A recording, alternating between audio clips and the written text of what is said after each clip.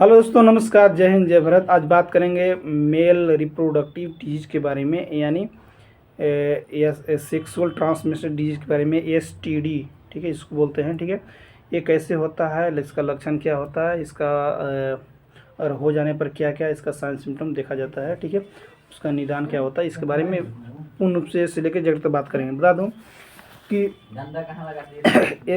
Male reproductive system में यौन क्या होता है।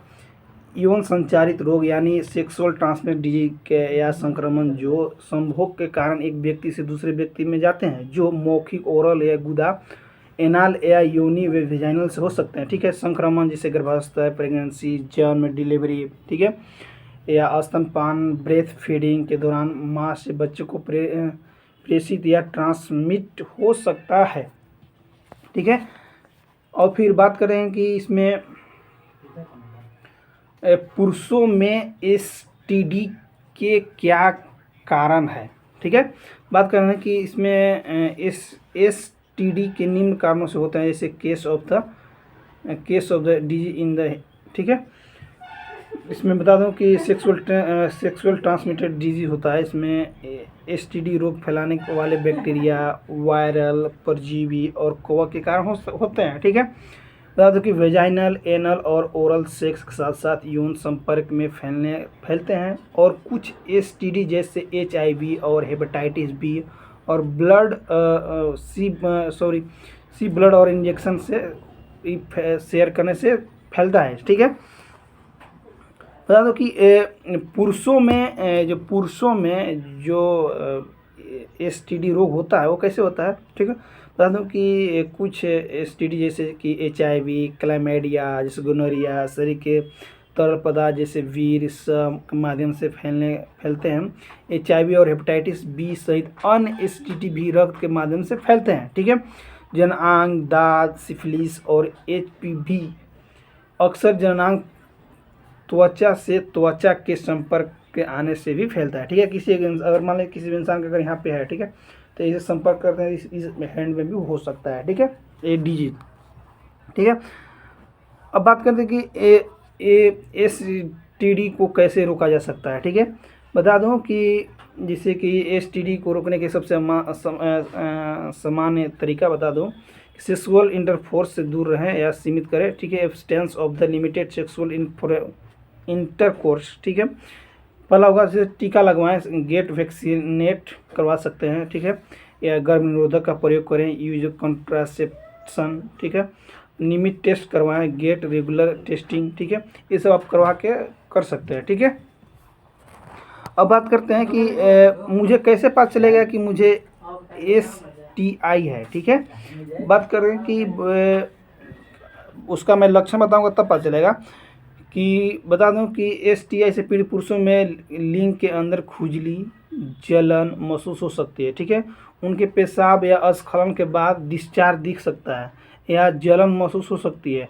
महिलाओं में खुजली, जलन, लालिमा, खराश, पेशाब करने में परेशानी या जलन महसूस हो सकता है। ठीक है, पेशाब करने में जलन महसूस हो सकता है कुछ किडनी में प्रॉब्लम इसकी वजह से भी हो सकता है, या तो पेशाब में कोई इन्फेक्शन की वजह से भी हो सकता है। ठीक है, या खराब गंध आता हो। ठीक है, साथ साथ गंध के साथ साथ आसानी से स्राव, वाइट डिस्चार्ज उसको बोलते हैं, वो आता हो, या पीला डिस्चार्ज होने लगता हो, वो भी आ सकता है। ठीक है, अगर किसी व्यक्ति के एसटीडी अगर हो गया तो उसको कितना दिन अगर लक्षण दिखने में लग सकता है। बता दूं कि अगर किसी व्यक्ति के एसटीडी अगर हो गया तो तुरंत उसको एक दिन 2 दिन में उसको देखने को नहीं मिलेगा। ठीक है, बता दो कि उसको लक्षण दिखने में कम से कम 2 से 3 सप्ताह तक देखने में मिलता है। ठीक है, एचआईवी के जननांग, दाद और सिफिलिस अधिक पेचीदा या कुछ लोगों में 1 से 3 सप्ताह के भीतर लक्षण दिखाई देने लगते हैं, लेकिन दूसरों महीनों या वर्षों तक लक्षण दिखाई नहीं देते। किसी में बताएगा कि किसी में 1, 2, 3 सप्ताह के अंदर दिखने लगते हैं। ठीक है, या 2-3 सप्ताह के अंदर दिखने लगते हैं। किसी में बता दो कि 1 महीना के अंदर दिखने लगता है। ठीक है, किसी में क्या होता है कि कुछ वर्षों यानी 1-2 साल, 4 साल, 5 साल के बाद दिखने लगते हैं। ठीक है, ये सब लक्षण उसको दिखने लगते हैं। अब बात करते हैं कि जैसे कौन सा लिंग एसिडिटी से ज़्यादा फैलता है। ठीक है, कौन सा अंग। ठीक है, बता दूं कि पुरुषों की तुलना में महिलाओं के यौन संचारित संक्रमण एसटीडीआई को एचआईवी होने का जोखिम अधिक होता है, ठीक है। लेडीजों में ज़्यादा होता है, ठीक है। साथ ही पुरुषों से महिलाओं में एचआईवी संक्रमण की संभावना भी अधिक होती है, ठीक है। यही बताया गया है, ठीक है। अब बात करने की पुरुष में सिफिलिस के लक्षण क्या है, ठीक है। अगर किसी व्यक्ति की सिफिलिस अगर डिजीज हो जाता है उसको क्या क्या लक्षण साइन सिम्टम देखने को मिलेगा, ठीक है। बता दूं कि संक्रमण की जगह जैसे कि आपका लिंग, योनि, मलाशय जहां मल संग्रहित होता हो, या होठ पर एक छोटा सा लाल पूरा हुआ क्षेत्र, ठीक है, या छोटा लाल क्षेत्र एक दर्द रहित खुलेआम घाव में बदल जाता है जो कठोर होता हो और उसमें से खून नहीं निकलता हो। ऐसे करने पर खून नहीं निकलता हो, ठीक है। अब बात करें कि एसटीडी के मुख्य प्रारंभिक लक्षण क्या क्या हो सकते हैं, ठीक है। किसी भी अगर बता दूं कि किसी भी सेक्सुअल ट्रांसमिटेड डिजीज में अगर मेल में अगर हो सकता है या फीमेल में, ठीक है, अगर उसमें अगर ट्रांसमिटेड डिजीज अगर हो जाता है तो उसको क्या क्या पहला लक्षण दिखने को मिलेगा, ठीक है।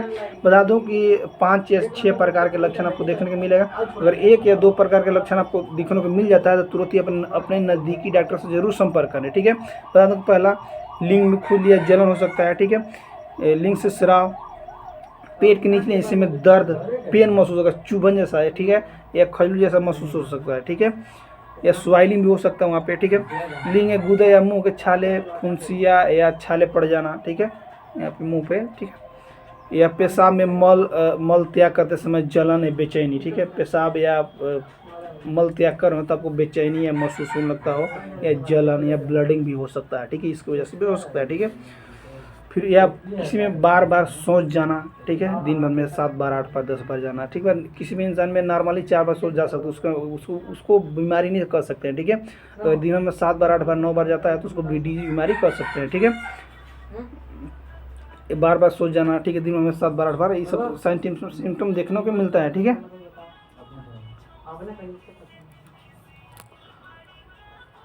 ठीक है दोस्तों, अगर अब बात करते हैं कि लड़कों में फिलिस्पिन बीमारी जो होता है वो कैसे होता है। बता दूं कि फिशलिस बीमारी कैसे होता है। बता दूं कि फिशलिस बीमारी ऐसे होता है कि गुदा, मैथुन और मुख मैथुन के साथ साथ योनि मैथुन के द्वारा भी फैलता है, ठीक है। यह सिफिलिस घाव के सीधे संपर्क के माध्यम से सिफिलिस एक व्यक्ति से दूसरे व्यक्ति में फैलता है। पुरुषों में घाव लिंग पर या उसके आसपास, गुदा के आसपास या मलाशय में या मुंह के या उससे आसपास हो सकते हैं, ठीक है। हो सकता है जैसे कि योनि में हो सकता है कि आपको मैथुन के दौरान हो सकता है घाव हो तो उससे ब्लडिंग टच हो जाता हो, उसकी वजह से भी ये फैल सकता है, ठीक है।